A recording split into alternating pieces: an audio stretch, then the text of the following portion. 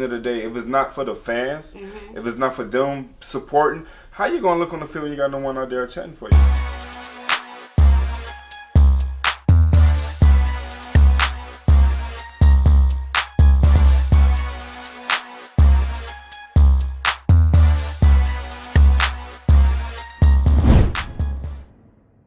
What's good, y'all? It's the Demouchets React, and we're back with another video. What we got today, C? Today we are back with another video. We will be reacting to why are ultras so important.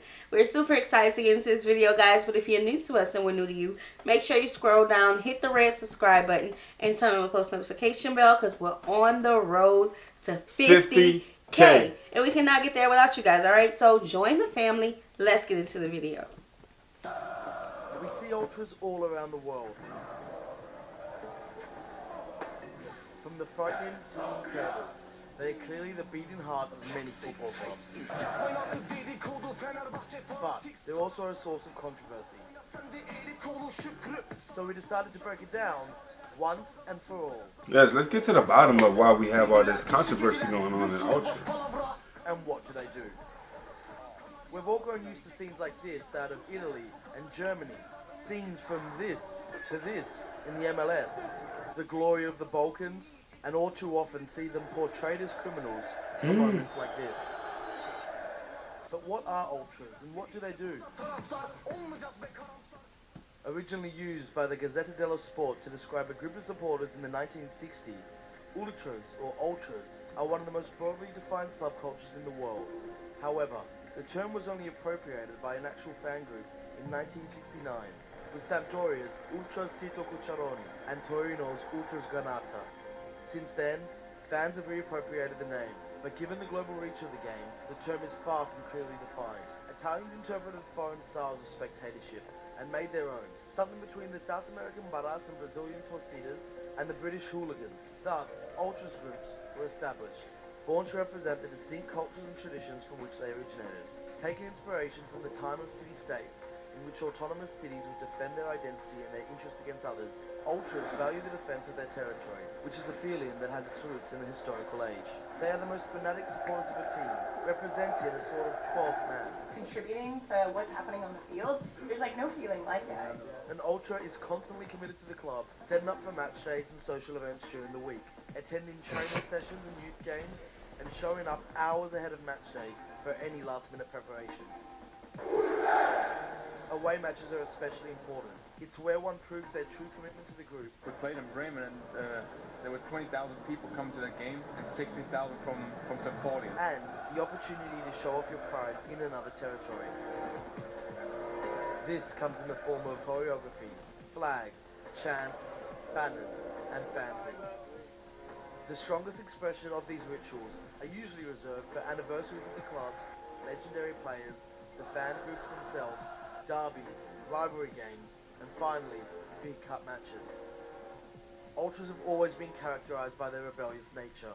Unlike the British, who support largely rides on reacting to what's happening on the pitch, ultras make their own show, beyond the result. Nagyon nagy munka van mögötte, akár egy hónappal előtte nekiállunk. Ezt a klub nem finanszírozás, saját erőnkből alkotjuk meg mindig, saját szabadidő és anyagi tekintetben is.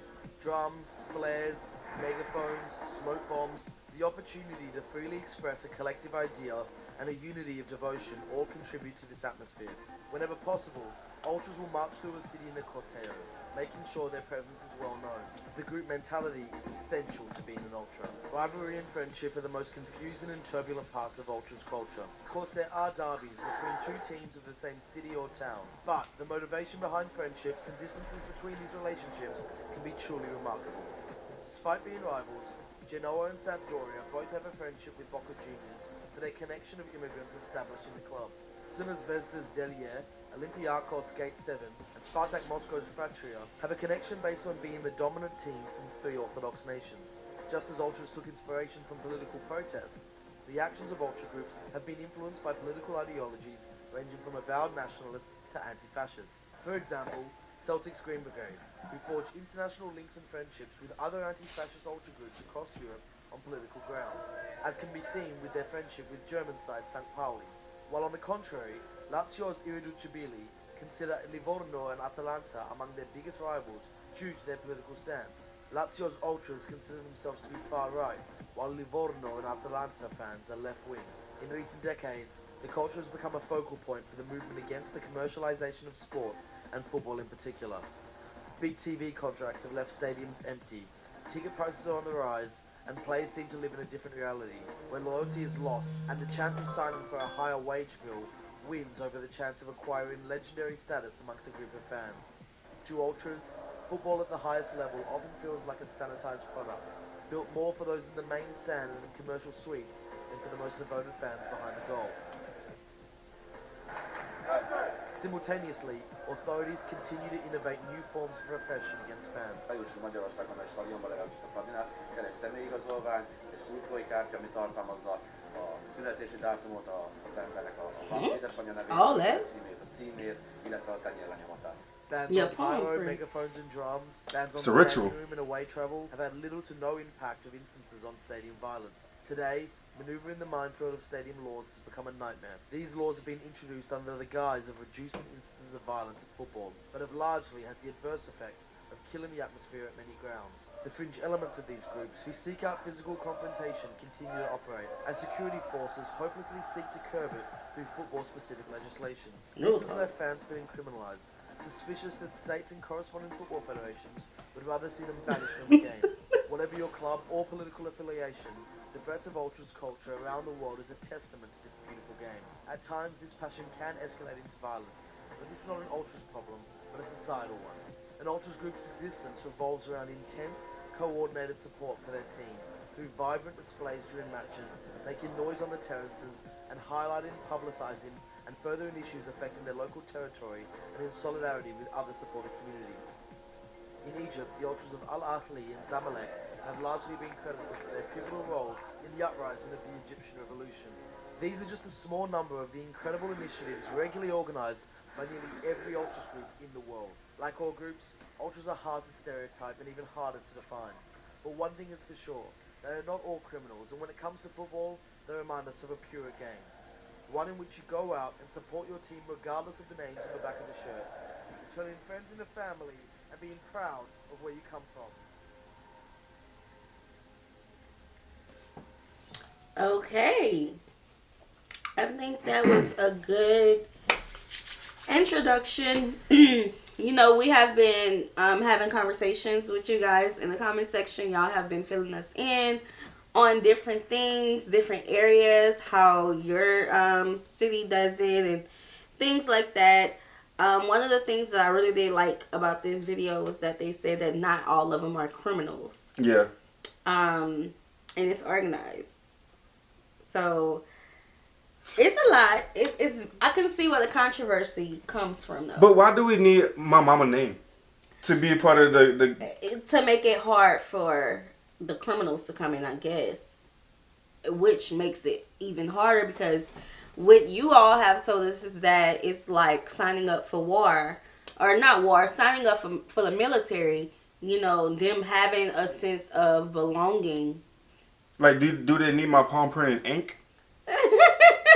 No, well, now we're in technology, so maybe it's like, you know, registered. A picture? No. Registered, like you put your hand on, like, I guess, like an iPad or something that registers your palm print.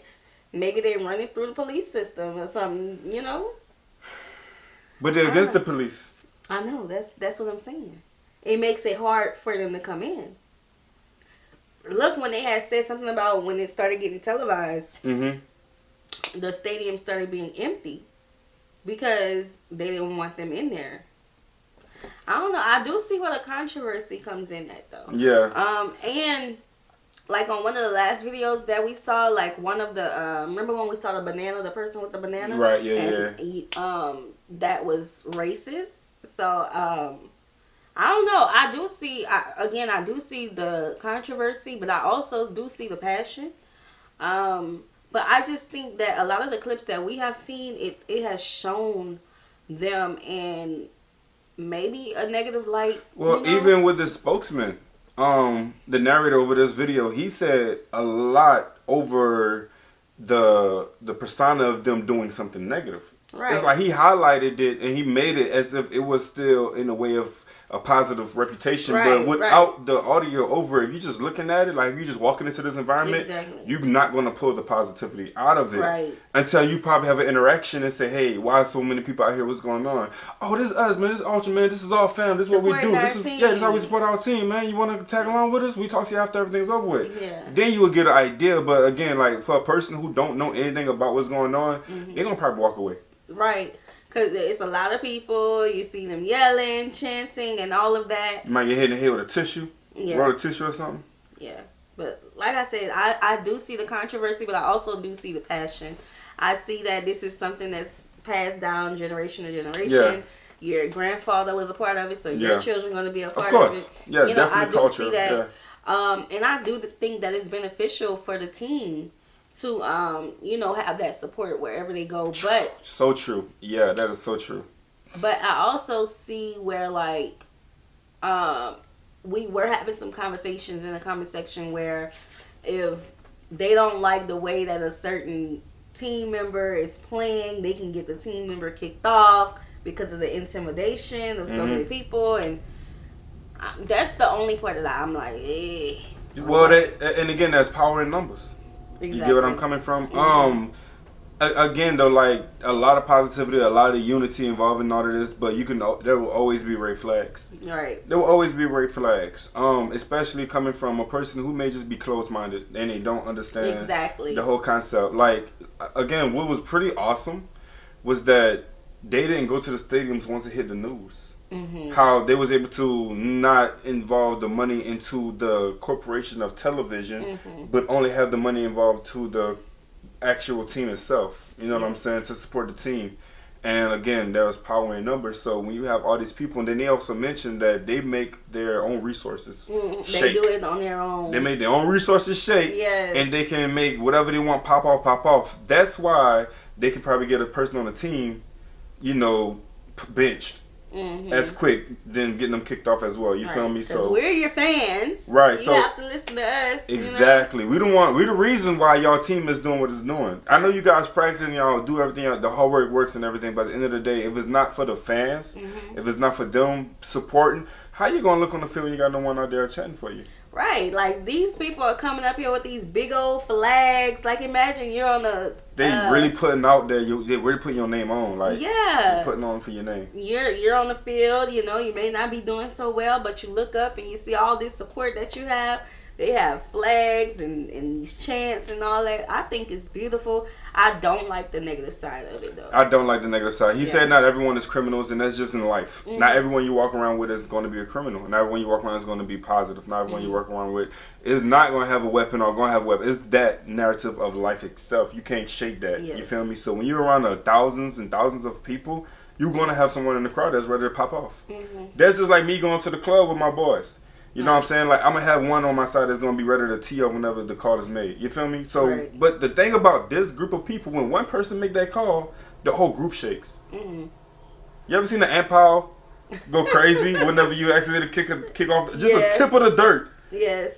Everything, all the They ants all come come out. out. And They you're all like, come oh out. crap, what's going on? Y'all, you know what I'm saying? Like, and that's just how I see it as well with that. So, again, man, I said it before in the last video, unity is power, man. It's beautiful to see groups of people get together and just have that amount of organization, that amount of control, but you guys do get under control. Yeah. Like, they go crazy. Yeah. Yeah, that's how you talking about. You don't like that side. But They I get do. under control. Yes, but I do like the point of it. Yeah. Like, I if you like look at the the point of core of why they do what they do, it makes sense. Right. The core of what everything is that we see on these videos, it makes so much sense because it's not for the trouble. It's not for the criminal. If you really look into the stands on how much time they put into organizing, they even had one where they say they have dances. Like, they had one in the stands where certain people was popping this way, then they would come back and mesh. They got the flags falling down with numbers of people. How can you get numbers of people on one accord so quick? Like, that is beautiful. You know what I'm saying? They prepare for it a month in advance. My man sitting in the stadiums hours early, falling asleep, waiting for everything. You know what I'm saying? Like, it's so much positivity, and we're going to always pull positivity out any ugly everything. situation. You feel me?